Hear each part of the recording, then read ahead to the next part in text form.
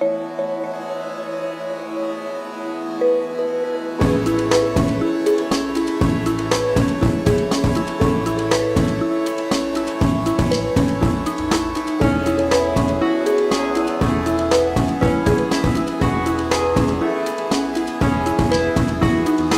think that world-class cities are understanding that they have to do whatever they can to improve the quality of life in their cities. And so what we're looking to do is to make New York City the greatest, greenest big city in the world. A lot of the changes that you're seeing in New York City right now are a direct result of Mayor Bloomberg's Plan YC initiative, which is looking at all sorts of different ways in all sorts of city agencies to improve the way people live, work, and play. Our agenda is to unclog our streets so that commerce doesn't get stifled. Our agenda is to clean the air and the water, use less energy, and we really try to focus on things that improve the quality of our lives today. New York's approach is really fantastic because what it does is take this culture that we've created that really focuses on automobiles and shifts it a little bit to looking at people and actually moving people rather than moving automobiles. And when you really start looking at streets in a kind of people-oriented way rather than a car-oriented way, it just starts to make sense. You start to realize the car, in the most practical of terms, just doesn't make a lot of sense in a place like New York City. One of the really fantastic things that New York is doing is really ramping up its bicycle infrastructure. We've just rolled out 200 miles of on-street bike lanes in the last 3 years.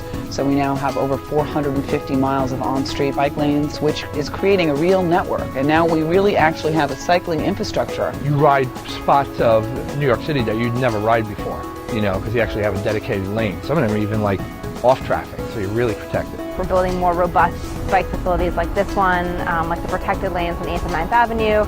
We're putting in more bike parking all around the city. We have the Bikes and Buildings Bill now, which allows tenants to request access from their landlords to commercial office buildings so that they can have safe, secure bike parking. This is really for everyone. It's not just for spandex or the brave.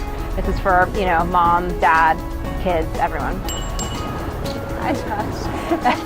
That's our bike coordinator. Bus rapid transit is very important to the future of New York City, and I look at it as really a surface subway system. We put a new select bus service in the Bronx called the BX12, which is the major east-west connector in the northern part of the city. And we put in transit signal priority technology so that when buses hit a green light, the transponder would read that it was a bus there and give the bus the green light and hold the green light longer.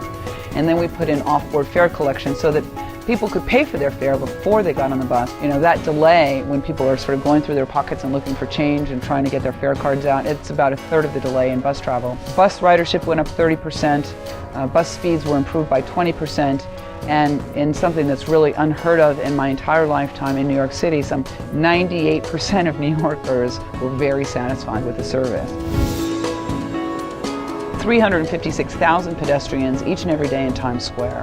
And so many of them were trading the safety of the sidewalk for dangerous streets because there just wasn't enough room. There was like a 10-to-1 ratio of pedestrians versus cars, and yet 90% of the space was allocated to cars. They were very dysfunctional streets. They weren't really even working very well for motorists.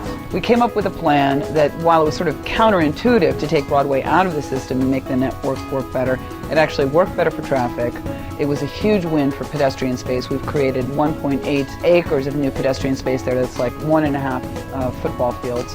And it was a tremendous win for safety, some 63% reduction in injuries in the corridor. And you go there now, and the first thing you notice is how quiet certain parts of Times Square are now. You can have a conversation and not have to shout above the din of traffic. And then businesses really loved it. As you can imagine, the more foot traffic, the better it is for business. And so the way we've re-engineered our streets is not only to make them better from a safety perspective, better from a mobility perspective, but it's better business. Well, since Plan YC was released in '07, traffic fatalities are down 20%.